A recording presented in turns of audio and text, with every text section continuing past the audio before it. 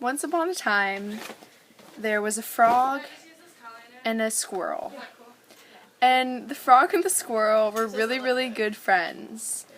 And one day, the frog got accidentally picked up by a tall human being.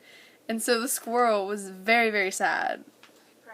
And he cried and cried and cried and cried and cried for days. And the only thing that the squirrel could remember about the tall human who picked up the frog was that he was wearing brown shoes with a silver bottom.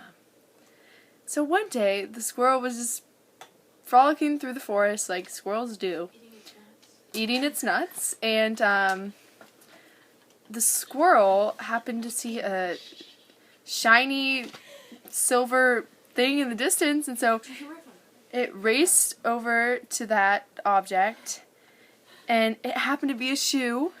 So the squirrel was like yelling and yelling and yelling, pick me, so that it'll be reunited with the frog. But obviously the human wouldn't be able to hear the squirrel because it's so far down on the ground and it has like not a loud voice.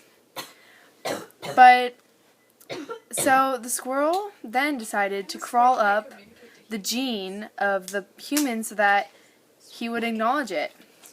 And finally he did. So he picked up the squirrel too, and the squirrel and the frog lived happily ever after.